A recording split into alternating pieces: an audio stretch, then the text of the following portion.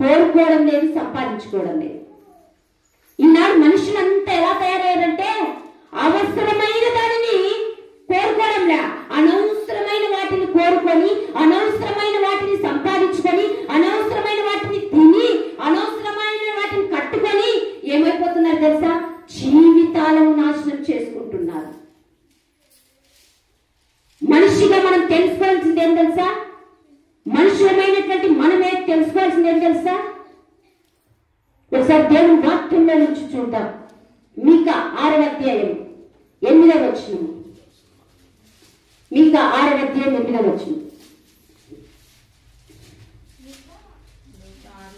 మీకా 6వ అధ్యాయం 8వ వచనం. మనుషుడా, ఏది ఉత్తమమో అది నీకు తెలియజేయబడింది. దేవుడు ముందుగానే చెప్పాడంట మనిషికి. ఏమని చెప్పాడు? ఏది ఉత్తమమైనదో, ఏది మంచిదో నీకు తెలియజేయబడింది. న్యాయముగా నడుచుకొనుటయు, కనికరమును ప్రేమించుటయు, దీన మనస్సును కలిగి నీ దేవుని ఎదుట ప్రవర్తించుటయు, ఇదే కదా యెహోవా సెలవిచ్చుచున్నాడు. ఎన్నిసార్లు చెప్పలేదండి దేవుని వాక్యం? న్యాయంగా ఉండాలని ఎన్నిసార్లు నీకు తెలియజేయబడలేదు?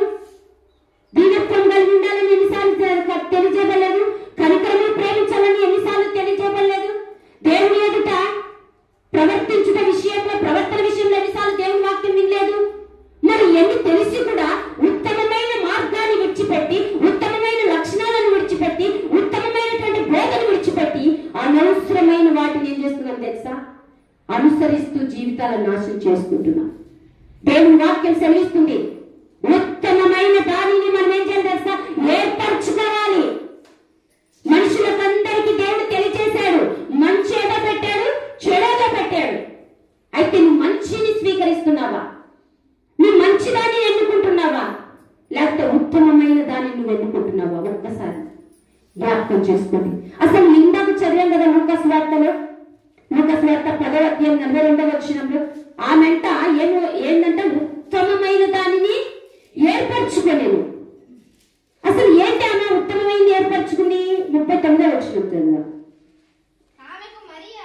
ఆమెకు మరియాను సహోదరుడేను. చూడండి, ఆమె ఎన్నుకున్నది అసలు ఎందుకు? యేసు ప్రభు ఈమె మరియా ఉత్తమమైనది ఏర్పరచుకున్నాడు అని చెప్తాడు. అసలు మరియా ఏంటి ఉత్తమమైనది ఏర్పరచుకుంది? ఆమె అంట యేసు పాదాల యొక్క కూర్చుందంట. హల్లెలూయా. యేసు పాదాల యొక్క కూర్చోవడం ఉత్తమము. నువ్వు దేవుని మందిరంలో ఆదివారం ఉండడం ఉత్తమము. రెండోది కూర్చొని ఉండి ఆయన బోధ శుక్రవారం అయితే, మిగతా ప్రార్థనా కూడికలైతే మనం ఎక్కడ ఉంటున్నాం ఒక్కసారి ఆలోచించండి. ఆన్లైన్ ప్రేయర్ అంటున్నాం, ఉపవాస కూడికలు. ఎవరు చేయమన్నారు నీకు బిర్యానీ? ఎవరు చేయమన్నారు ఫంక్షన్? ఎవరు చేయమన్నారు డిన్నర్? ఎవరు చేయమన్నారు వంట? అది తర్వాత, ప్రార్థన అయిన తర్వాత కదా. నువ్వు దేవుని మందిరంలో కూర్చోవాల్సింది పోయి, దేవుని వాక్యం వినాల్సింది పోయి, ఇవన్నీ పక్కన పెట్టి నీ సొంత పనులు చేసుకుంటూ ఉండిపోయావు. ఇదేమైనా మంచిదేనా? కానీ మరియ మాత్రం ఉత్తమమైనది ఎన్నుకుంది. ఈరోజు మనం ఏంటి? ఉత్తమమైన దానిని, శ్రేష్టమైన దానిని, శ్రేష్టమైన సమయాన్ని ఏర్పరచుకుంటున్నామా, పోగొట్టుకుంటున్నామా? ఒక్కసారి మీకు పరీక్షించుకోండి. ఆదివారం అయితే ఎక్కడ మనం కలుపు రావాల్సింది? శుక్రవారం అయితే ఎక్కడ మనం ఉండాల్సింది? చర్చిలో ప్రత్యేకమైన కూడికలు, ప్రత్యేకమైన ప్రార్థనలు, ఆన్లైన్ ప్రేమ ఉండాలంటే యోగ్యులుగా ఉండాలంటే ఉండలేము.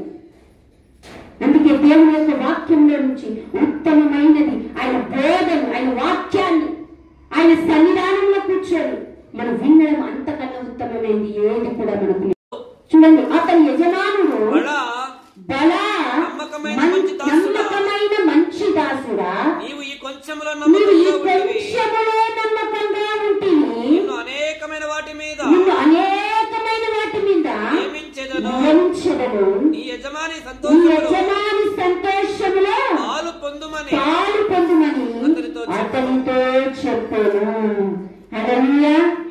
నాలుగవదిగా ఏంటి తెలుసా? మంచి నమ్మకమైన దాసుడుగా ఉండేవాడే. ఎవరు యోగ్యులు అంటే మంచి నమ్మకమైనటువంటి, మంచి అనేది యాడ్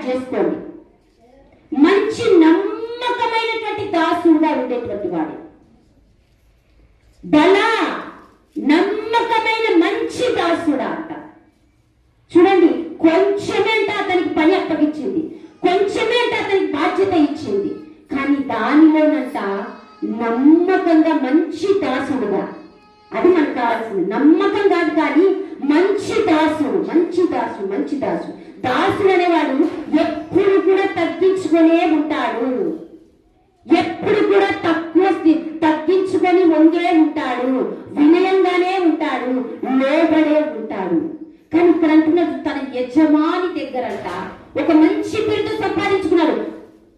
బలా నమ్మకమైనటువంటి మంచి దాసుడా, శబాసయ్య, నేను అప్పగించింది కొంచెమే. అక్కడ ఏమంటున్నాడు?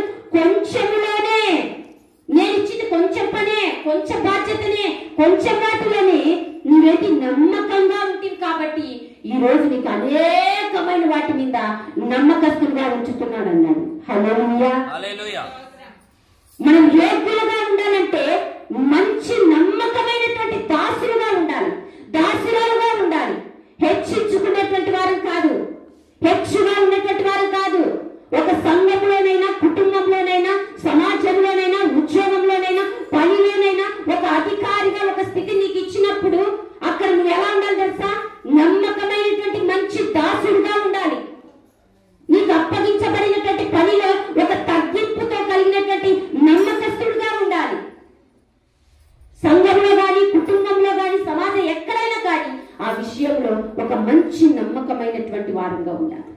అప్పుడే దేవుడు అనుసరిత అనేక వాటి మీద నీకు అనేక ఆశీర్వాదాలు, అనేక దీవెనలు, అనేక అవసరతలు కూడా ఏమైపోతాయి తెలుసా? తీర్చబడతాయి. హల్లెలూయా. క్రీస్తు మహిమైశ్వర్యంలో నీ యొక్క ప్రతి ఒక్క అవసరం కూడా తీర్చబడుతుంది. ఎప్పుడంటే నువ్వు మంచి దాసుడుగా ఉన్నప్పుడు. హల్లెలూయా. అటువంటి మంచి దాసుడుగా, మంచి నమ్మకమైనటువంటి వాడు. నిజంగా ఈనాటి కాలంలో ఒక్కరన్నా ఉండాలో చెప్పండి?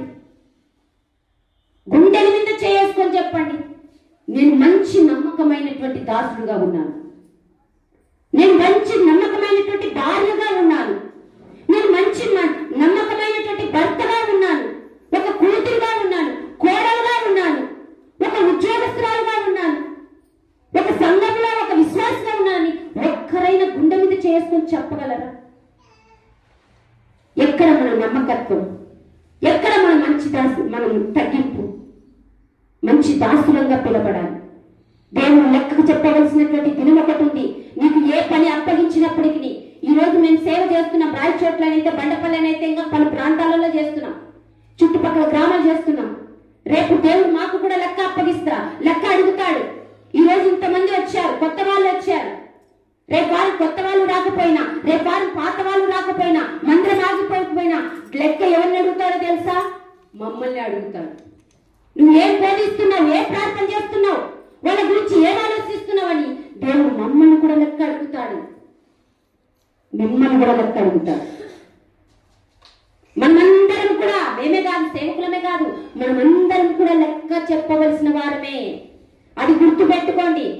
నీకు ఇచ్చిన ప్రతి తలాంతును బట్టి, నీకు ఇచ్చిన ప్రతి వరమును బట్టి, నీకు ఇచ్చిన ఒక అధికారమును బట్టి, నీకు ఇవ్వబడిన ప్రతి ఒక్కటి ఫలాలను బట్టి, ఆత్మ అభిషేకాన్ని బట్టి దేవుడు ఖచ్చితంగా ఏం చేస్తాడు తెలుసా?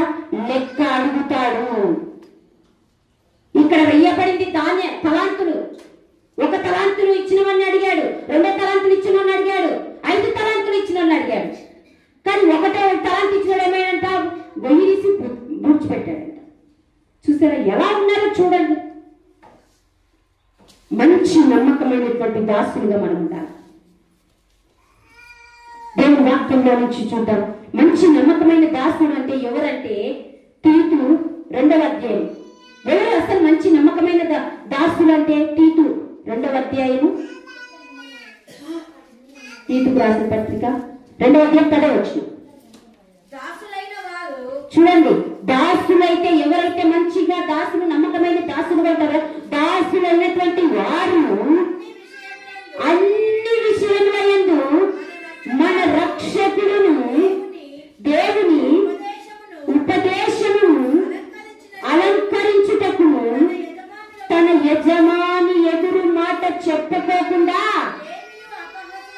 ఏమి చాలు నిదానంగా చదువుకుంటారు.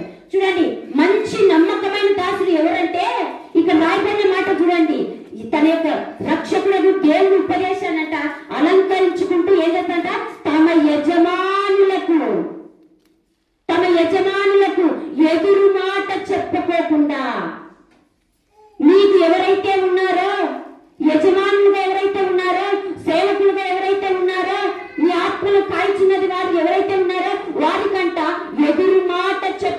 వాడే మంచి నమ్మకమైన దాసుడు.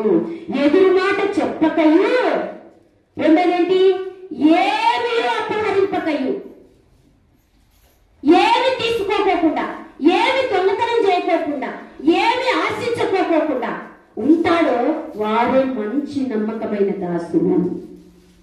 అర్థమవుతుంది అనుకుంటాం ఈ వాక్యం మీకు. మనకి ఇవ్వబడినటువంటి